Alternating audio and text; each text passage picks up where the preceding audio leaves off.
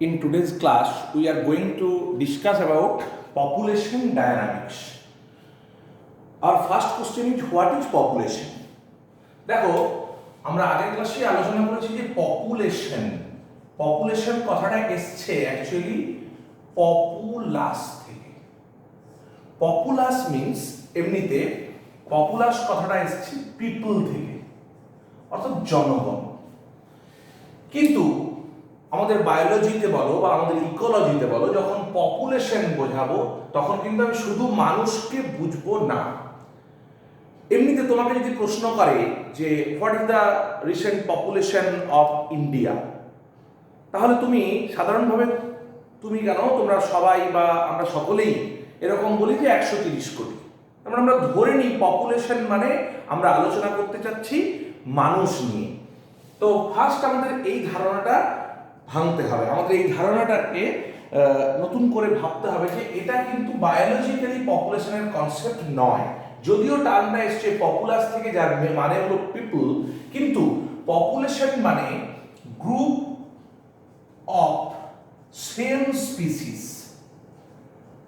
এবার আমাদের বায়োলজিক্যাল টার্মে স্পিসিস কথাটা মানে নির্দিষ্ট একটা স্পিসিসকে বোঝায়। সেখানে পপুলেশন বলতে আমাকে তাহলে উল্লেখ করতে হবে, তোমাদেরকে যদি কেউ প্রশ্ন করে ভারতের পপুলেশন কত, তাহলে তোমাকে কিন্তু বলতে হবে যে কার পপুলেশনের কথা আপনি বলছেন, কোন স্পিসিসের কথা বলছেন। শুধু মানুষের কথা আমি ধরে নেব না। What is the population of cow of India, what is the population of tiger in India, তাহলে কিন্তু আমি টাইগার পপুলেশনের কথা বুঝবো। অতএব একটা particular species, group of same species or particular species, particular species inhabiting particular habitat, একটা নির্দিষ্ট অঞ্চলে বসবাস করতে হবে তাদেরকে। অর্থাৎ যে কোনো একটা স্পিসিস তো নির্দিষ্ট একটা অঞ্চলে বসবাস করে, সেই অঞ্চলটাকে ধরে নিয়ে আমাকে পপুলেশনের স্টাডি করতে হবে। আমি যেমন বললাম যে ইন্ডিয়ার, অর্থাৎ কতটা জায়গা সেটাও বলতে হবে। আমি যদি বলি হোল ওয়ার্ল্ডের জেব্রা পপুলেশন কত, তাহলে আমার সারা পৃথিবীকে ধরতে হবে। আবার যদি আমি জিজ্ঞেস করি যে শ্রীলঙ্কার সিংহের পপুলেশন কত, তাহলে এই যে পার্টিকুলার একটা এরিয়ার কথা, পার্টিকুলার একটা হ্যাবিটেটের কথা আমাদের কিন্তু বিচার করতে হবে।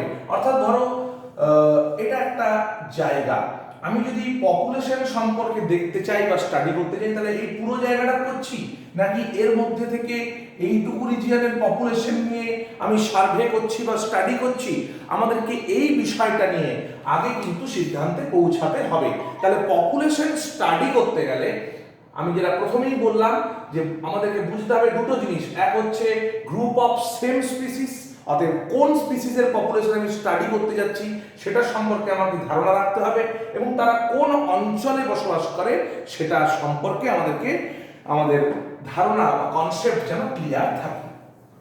এরপর আমাদের প্রশ্ন হবে যে পপুলেশন ডায়নামিক্স আমি জানবো কেন, what are the causes of studying population dynamics. তাহলে সেখানে প্রথম আমি বলি যে পপুলেশন ডায়নামিক্স স্টাডি করতে যাব যদি আমি কোনো একটা জীবের পার্টিকুলার অবস্থা জানতে চাই, কোনো একটা অর্গানিজমের এই মুহূর্তে কোনো একটা নির্দিষ্ট অঞ্চলে তারা কিভাবে আছে, তারা কিভাবে বসবাস করে, তাদের রিপ্রোডাকশন কেমন, তারা কি খায়, তারা পরস্পরের সাথে কিরকম ভাবে ইন্টারাকশন করে, এই সমস্ত কোশ্চেনগুলোর যদি আমাকে উত্তর দিতে হয়, তাহলে we have to study the population in brief. এবার population, until and unless you study the population, you cannot infer the position of the population, position of the particular species. আমি একটা উদাহরণ দিয়ে বলি। ধরো আমরা এমনিতে একটা জানি যে টাইগারের অবস্থা এই মুহূর্তে খারাপ, অর্থাৎ টাইগারদের সংখ্যা ধীরে ধীরে কমছে, কিংবা রাইনোসেরাস ইউনিকর্নিসের সংখ্যা কমছে। এবার এটা তুমি শুনেছো, তুমি শুধু ওরকম ভাবে বলে দিতে পারো না যে রাইনোসেরাস ইউনিকর্নিসের সংখ্যা কমছে। কিভাবে কমছে, কেন কমছে, সেইটা সম্পর্কে ধারণা করতে গেলে we have a definite idea, we have to grow a definite idea about population dynamics. There are some attributes of population, attributes of population, কিছু পপুলেশন অ্যাট্রিবিউটস আছে যেগুলো নিয়ে আমাদের কিন্তু গুরুত্বপূর্ণভাবে আলোচনা করতে হবে, এবং যদি আমাদের রিসার্চ করতে হয় কোনো একটা পপুলেশন নিয়ে, তাহলে এই ধরনের, ধরো তুমি এই যে বললাম যে টাইগারের অবস্থা বা রাইনোর অবস্থা তুমি জানতে চাইছো, তাহলে জানতে চাইলে তুমি কি জানতে চাইবে, কি কোশ্চেনগুলো অ্যারাইজ করবে, কি পার্টিকুলার ফেনোমেননগুলো নিয়ে তুমি সেখানে ওই পপুলেশনটাকে স্টাডি করবে। This are actually attributes of population. There are several attributes like population density, like natality, mortality, sex ratio, age pyramid,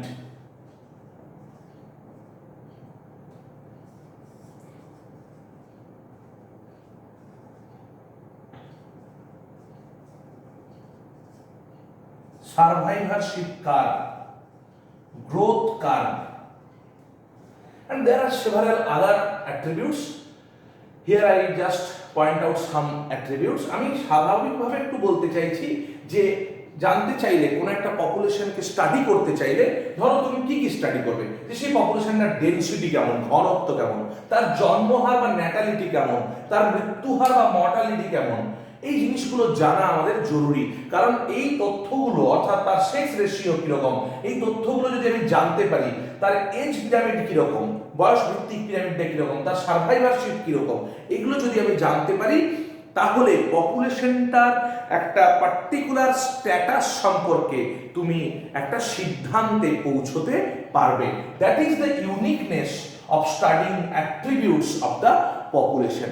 এবার আমরা আলোচনায় আসবো যে প্রত্যেকটা অ্যাট্রিবিউটস ধরে ধরে আমি এক একটা অ্যাট্রিবিউটস নিয়ে আলোচনা করব, এবং এই অ্যাট্রিবিউটসগুলো খুব ইম্পর্টেন্ট আমাদের ইকোলজি স্টাডি করার ক্ষেত্রে।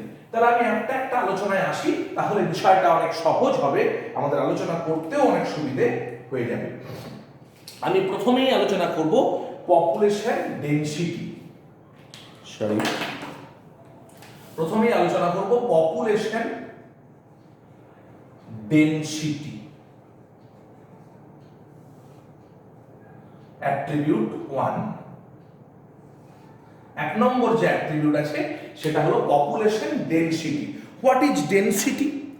ফার্স্ট, তাহলে ডেনসিটি মানে আমি পপুলেশন ডেনসিটির একটা লিখতে পারি যে n/s।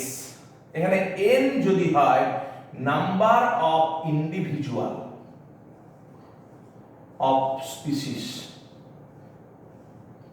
আর s সেখানে এরিয়া বা কতটা সারফেস আছে, খুব সোজা কথা, মানে সারফেস এরিয়া, কতটা অঞ্চল জুড়ে আমি দেখতে চাইছি, that is actually population density. অর্থাৎ কোনো একটা পার্টিকুলার অঞ্চলে কত সংখ্যক একটা ইন্ডিভিজুয়াল আছে, দ্যাট সিগনিফাইজ পপুলেশন ডেনসিটি। আমরা অনেক সময় কিন্তু পপুলেশনের নাম্বার নিয়ে বেশি মাথা ঘামাই। ধরো আমি তোমাদেরকে উদাহরণ দিয়ে বলছি যে কেন আমি নাম্বার দিয়ে মাথা ঘামাই। ধরো তোমাকে একটা তথ্য জানতে যাওয়া হলো যে ইন্ডিয়াতে টাইগার পপুলেশন, আমি এক্সাম্পলারি বলছি, that is not actual tiger population, ধরে নাও ইন্ডিয়াতে টাইগার পপুলেশনের সংখ্যা এই মুহূর্তে 2700। এবার তোমাকে আরেকটা তথ্য দেওয়া হলো শ্রীলঙ্কাতে টাইগারের পপুলেশন 1890। ওকে, তাহলে তোমাকে বলা হলো যে এই দুটো অঞ্চলের মধ্যে তুমি কোথায় টাইগারের কন্ডিশন ভালো, বা টাইগারের সম্পর্কে তুমি এখানে ইনফারেন্স টানো যে কার ভালো স্ট্যাটাস।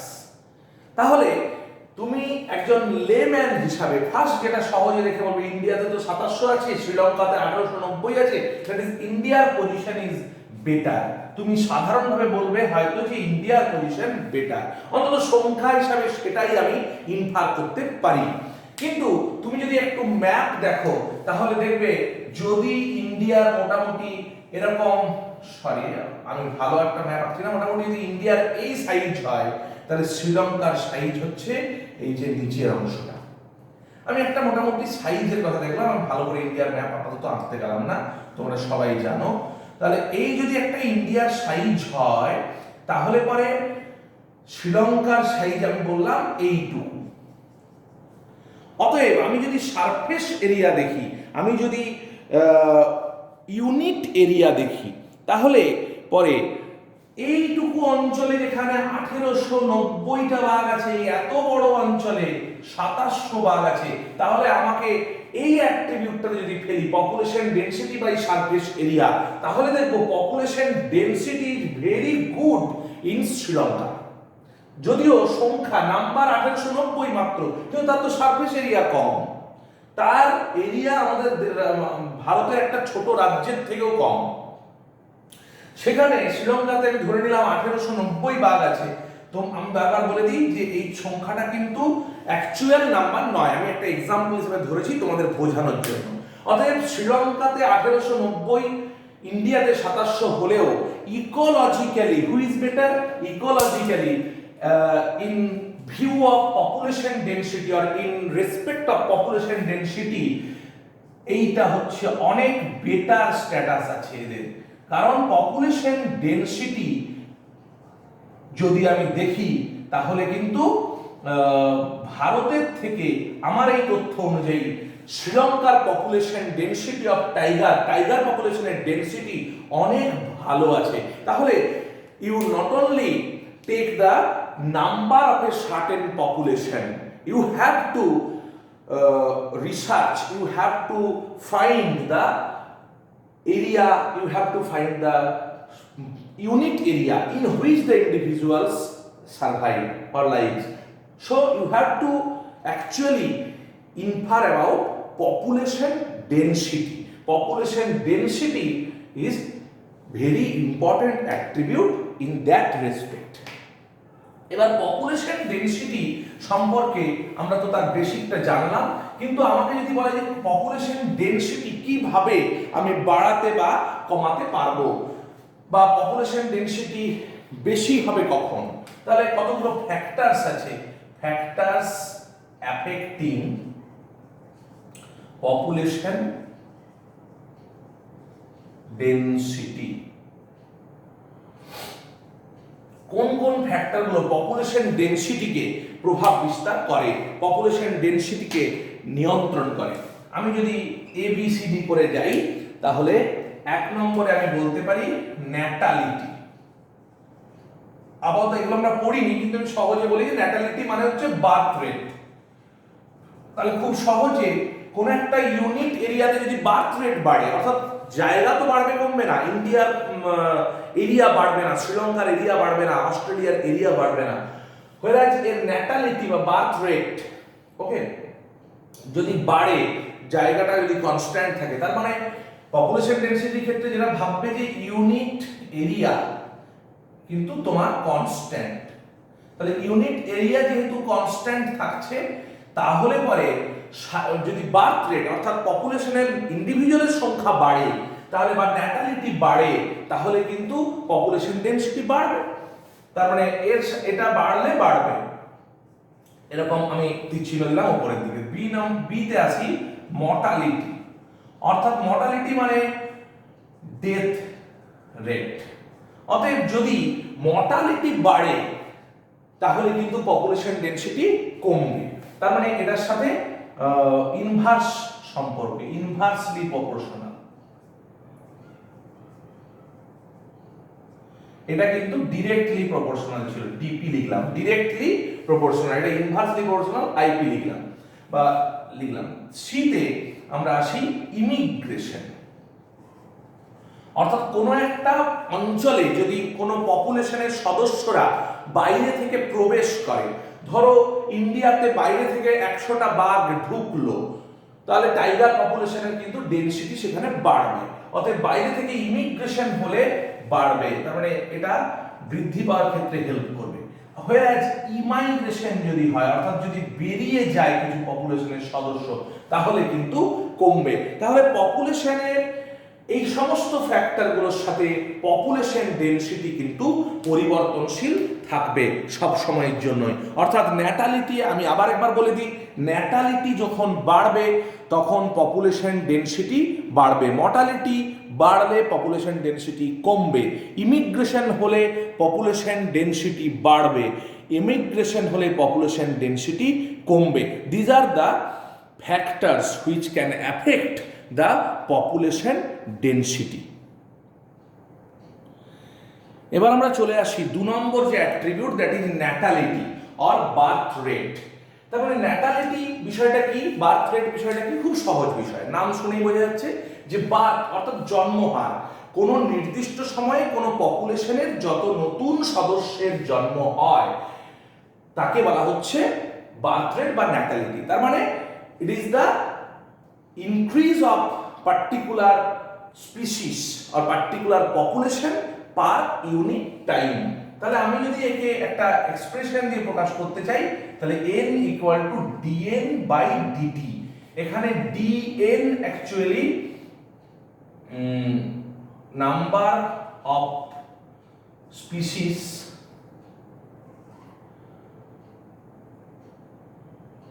হুইচ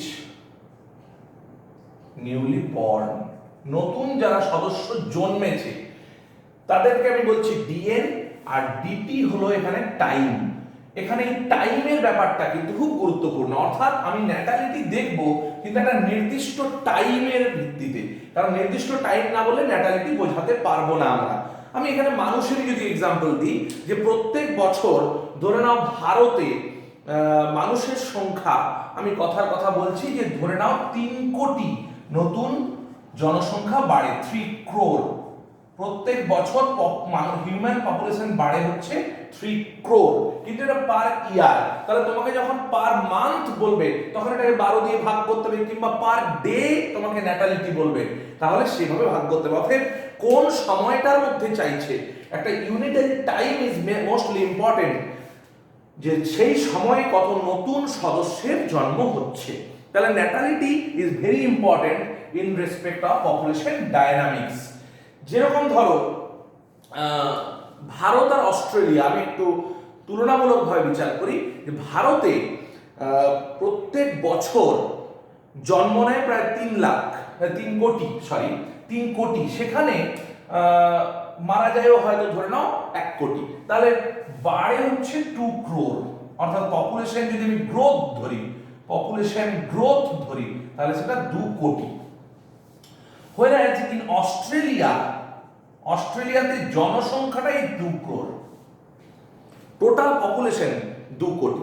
এবার তোমার হয়তো মনে হতে পারে কি আর ব্যাপার, কিন্তু তুমি ভাববে যে মোটামুটি ভারতের যা জায়গা, যদি ভারতের এইটা জায়গা হয়, অস্ট্রেলিয়ার কিন্তু ভূমির পরিমাণ এতটা বেশি, অর্থাৎ প্রায় 3 গুণের কাছাকাছি জমি বেশি। যদি এইটা হয় অস্ট্রেলিয়ার আয়তন, দ্যাট ইজ অ্যাকচুয়ালি ইন্ডিয়ার স্পেস।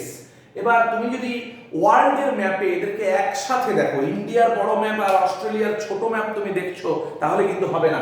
যদি তুমি বোথ ম্যাপকে ইন এ সেম ভিউ দেখো, সেম স্কেল দেখো, তাহলে you have an idea about the space of Australia and India.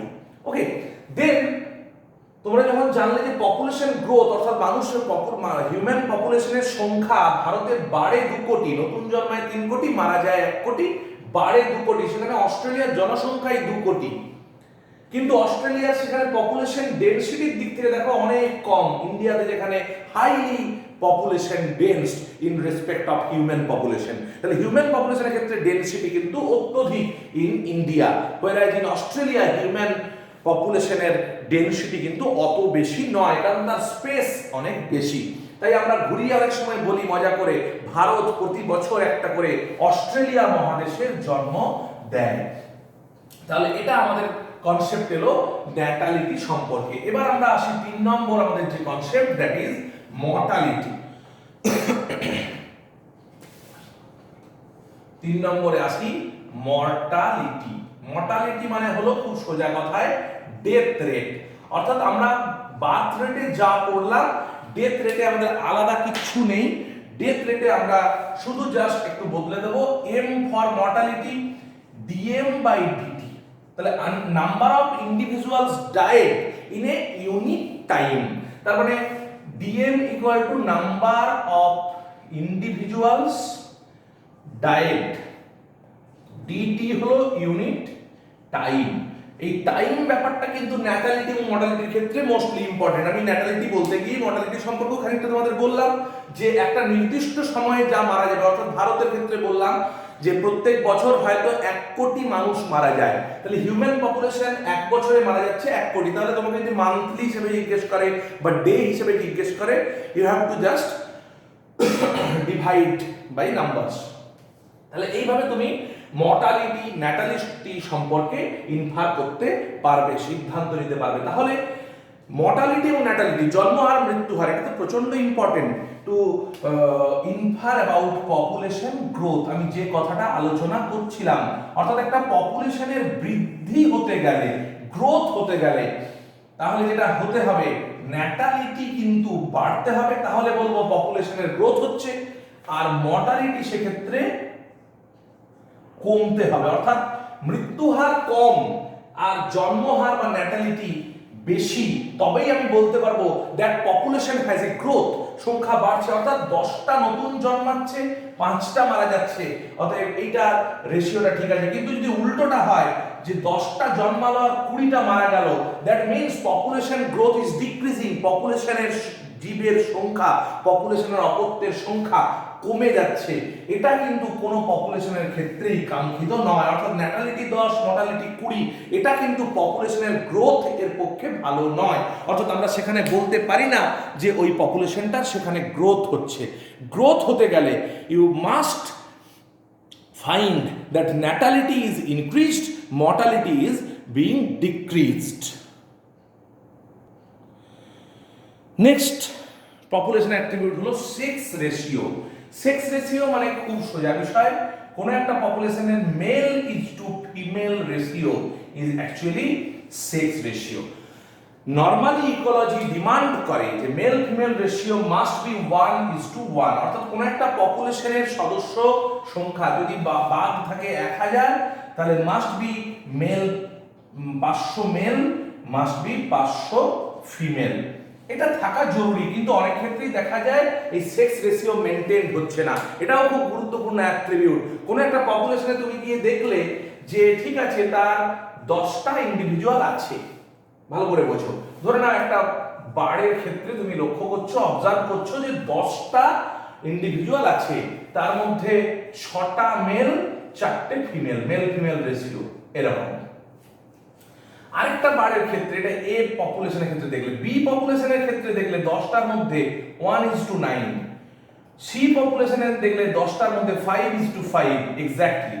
তাহলে হুইচ পপুলেশন ইজ বেস্ট, কোন পপুলেশনটা ভালো, তোমাকে অবশ্যই বুঝতে হবে এই পপুলেশনটা বেস্ট। তারপর এটা কিন্তু মোটেও ভালো নয়, 1:9 মোটেও ভালো নয়। কিংবা যদি কোথাও থাকে 0:10, 10টাই ফিমেল একটাও মেল নেই, তাহলে বুঝতে হবে যে সেই পপুলেশনটাতে 10টা থাকলেও সেই পপুলেশনটা কিন্তু ভালো অবস্থায় নেই, কারণ তাদের মেল ফিমেল যদি রেশিও না ভালো থাকে তাহলে reproductive ability is being decreased, reproductive ability কমে যাবে, তাদের রিপ্রোডাকশন ভালো হবে না, যার ফলে that population demands male female ratio always 1:1, because to ensure their future generation, to ensure their future stability in the ecosystem or in the environment, they have to keep in mind to stay male female ratio in 1:1 ratio.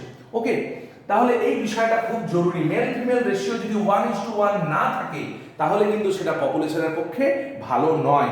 অনেক ক্ষেত্রেই তুমি হয়তো একটা জায়গায় গিয়ে দেখলে যে সেখানে 200টা অ্যানিমেল আছে, কিন্তু তার মধ্যে 20টা আছে ফিমেল আর বাকি 180টা আছে মেল, এটা কিন্তু খুব একটা ভালো নয়। হোয়ারাজ কোন একটা জায়গায় 100টা ইন্ডিভিজুয়াল আছে, কিন্তু সেখানে দেখা যাচ্ছে 55-45 এভাবে আছে, তাহলে এর সংখ্যা কম হলেও, অর্থাৎ এখানে হয়তো 100টা আছে কিন্তু তাদের মেল ফিমেল রেশিও গুড, তাহলে আমি বলতে পারি this population is best in respect of এই 200 এর এই পপুলেশন। অর্থাৎ এখানে আমি যদি এটাকে এ পপুলেশন ধরি, এটাকে বি পপুলেশন ধরি, তাহলে আমি এখান থেকে ইনফার করতে পারি যে বি পপুলেশনটি এ পপুলেশনের তুলনায় বেটার পজিশনে রয়েছে বা বেটার অবস্থায় রয়েছে।